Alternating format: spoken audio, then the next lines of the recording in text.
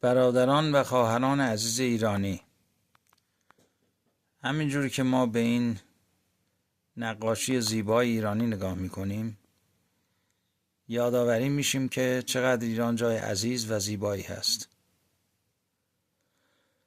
شماها که در ایران هستین، خداوند به شما برکت بده که در خطر هستین و در روبروی این حکومت ظالم هر روز دارید مبارزه میکنید. دعای من اینه که در نام مسیح که موفق باشید. خیلی ممنون از زحمتاتون. در کتاب سام توی بایبل سام 91 verses 11 and 12 خلاصه‌شو میگم. خداوند فرشته هاشو میفرسته که در کمک شما باشن.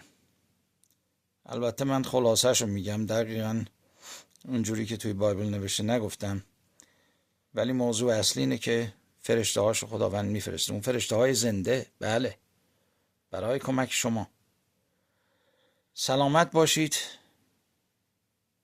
و خداوند با شما هست. ما دعای شما هستیم. خیلی ممنون از فداکاریتون. Ladies and gentlemen, my Iranian brothers and sisters, thank you for your sacrifice. Thank you for facing those bullets. Thank you for being brave. God bless you. God bless the Iranian people.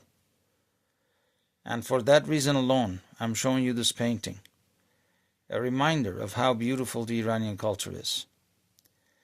Psalm 91 verses 11 and 12 in the Bible tells us that God sends his angels to protect you. Of course, I'm paraphrasing, not using exact words there the way it's stated in the book, but words to that effect. And I pray that over you because I believe it's true. And I believe God's going to guard you and bring you through, even though, the West may be taking its sweet and sour time. Mostly sour because they haven't helped so far. But thank you. Thank you, Iranian people, for what you're doing.